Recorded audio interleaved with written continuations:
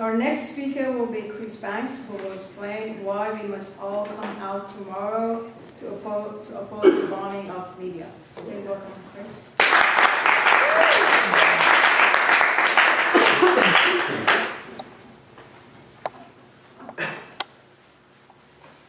So, sisters and brothers, today is the 111th day of round-the-clock U.S. NATO bombing of Libya, the 111th day. From the very beginning of the bombing, there's been a massive media campaign to persuade the public in the United States of the righteous nature of the U.S. NATO invasion. The Western corporate media has saturated the U.S. public with biased stories about Libya. Pro-war opinions are aired endlessly in corporate media news cycles. Information that conflicts or contradicts pro-war propaganda is concealed or misrepresented. Just as the Pentagon and press demonized Saddam Hussein before the Iraq invasions of 1990 and 2003, they have done the same with Gaddafi as a way to confuse people into being inactive, seeking to prevent progressives from vigorously opposing the war. We are bombarded day in and day out with messages that ask us to believe that when the imperialists and the former colonizers bomb Africa, or invade Iraq, or occupy Afghanistan, we are expected to believe that their motives are pure, their motives are good, their motives are to stop terrorism or promote democracy, or defend human rights, or protect civilians. And we are told that that Muammar Gaddafi and the Libyan government are the greatest evils facing human society today. They are being demonized and dehumanized constantly in the media. Why? Is it because this is an objective analysis? The answer is no. Because they're doing this really to prepare the population in the United States to accept any crime committed against the targeted population. That's what demonization is. That's what they did in South Africa to Nelson Mandela until 1988. Until then, he was the big demon and terrorist. They did it to the Vietnamese. They did it to the Sandinistas in Nicaragua. They did it to whoever fought against or to free themselves from imperialist and colonial domination. The destruction and violence caused by the 111-day-long bombing campaign has almost uniformly been ignored in the Western media, which tells us instead that the bombs and missiles raining down all over Libya are surgical and don't affect the Libyan population at all. They claim over and over again that Barack Obama and Hillary Clinton have the right to kill and maim Libyan people, supposedly to save the Libyan people. But many are sick and tired of the corporate media's message that everything the United States, France, and Britain do is good, that every bomb they drop, that every missile they drop, that everything they do is to help protect civilians against the Libyan government. And so from June 18th to June 26th last month, in order to fight against the corporate media, which is acting really as an accomplice in the imperial invasion of Libya, Africa's largest oil-producing nation, the Answer Coalition, Act Now to Stop War and End Racism, of which the Party for Socialism and Liberation is a leading part, sponsored a highly successful speaking tour with former Congresswoman Cynthia McKinney. Other speakers on the tour included Akbar Mohammed, the international representative of the Nation of Islam, former U.S. Attorney General Ramsey Clark, and Brian Becker, the national coordinator for the Answer Coalition. Speaking events were organized in Los Angeles, San Francisco, Chicago, Washington, D.C., New York City, and Syracuse in New York.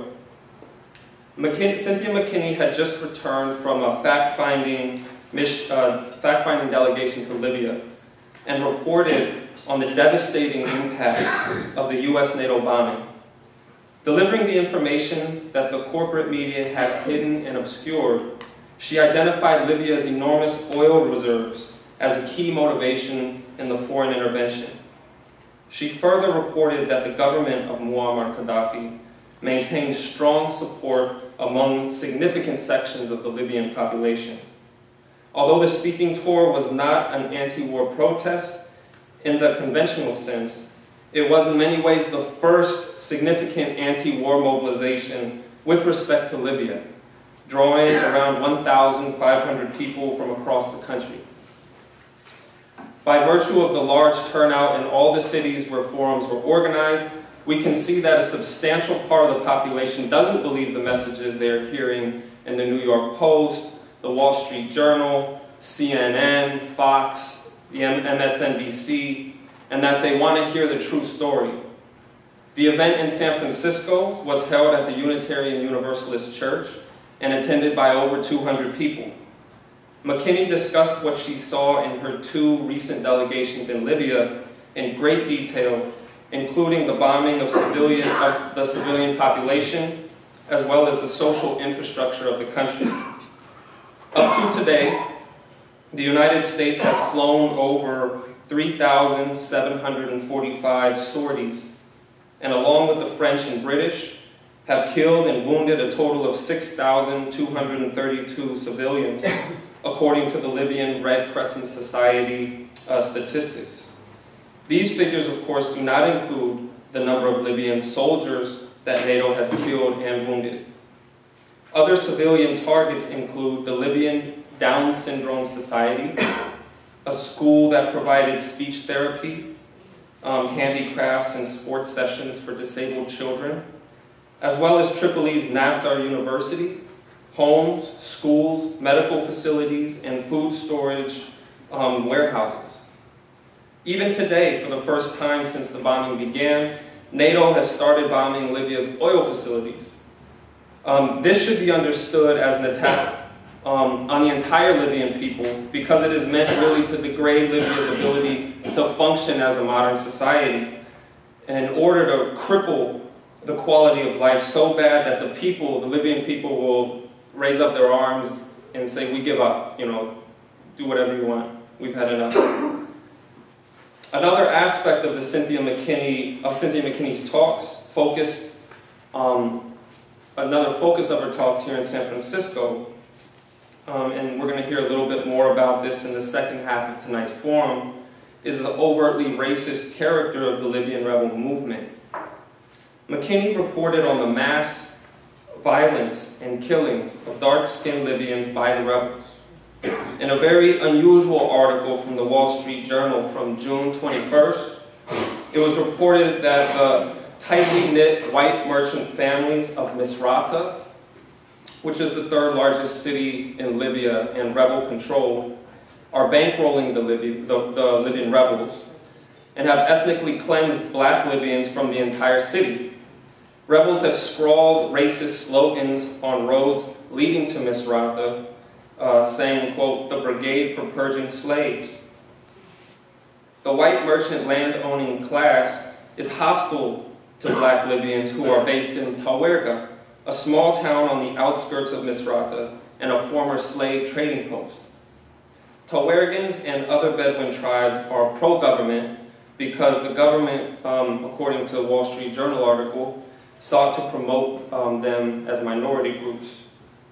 Rebel leaders are calling for, quote, these are the democratic rebel leaders, calling for drastic measures like banning Tawerga natives from ever working, living, or sending their children to schools in Misrata. The Eyewitness Libya speaking tour was an enormous success. The speakers came from a variety of ideological, philosophical, and political traditions. On important political and social questions, they would in fact be quite far apart. And even on the situation in Libya, they do not necessarily have an identical view. But this does not mean that their unity, that our unity was artificial or accidental. In fact, the unity displayed in the speaking tour can serve as a foundation for the broader anti-war movement that we're engaged in building. Tomorrow, which is Saturday, the PSL, the Answer Coalition, and other organizations will be protesting in Washington, D.C. and San Francisco, demanding that the U.S. and NATO stop bombing Africa. In Washington, they will gather at noon and rally in front of the White House. Here in San Francisco, we will gather at noon also at Powell and Market Street, the Powell Street BART station,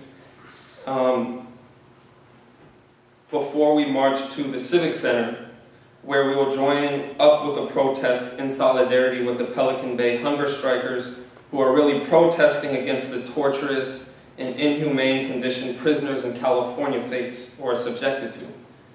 I urge all of you here tonight to join us tomorrow at noon at Powell and Market to demand that the United States and NATO stop bombing our sisters and brothers in Libya. We have to explain to our friends and our neighbors and our co-workers that the bombers of Libya are our real enemy, and that the people who are being bombed are our sisters and brothers. As we protest tomorrow and as we talk with our friends, we should remember to raise the question that how is it that the ruling class in the United States can lay off nurses and school teachers all over this country right now, cut school programs, tell us the whole country's broke, and yet they can spend $10 million a day to bomb Libya, a figure that now exceeds $1 billion. How is it that there is limitless resources for war and militarism on behalf of the biggest banks and oil companies, but no money for schools, for our housing, for our health care? Why is that? The answer is because this is a rich person's war being fought or being waged by the rich and for the rich. We stand with the Libyan people against the U.S.-NATO invasion, and we stand in defense of the Libyan people's right to determine their own future, free from the influence of the former colonizers in Africa. Hopefully we'll see all of you there tomorrow.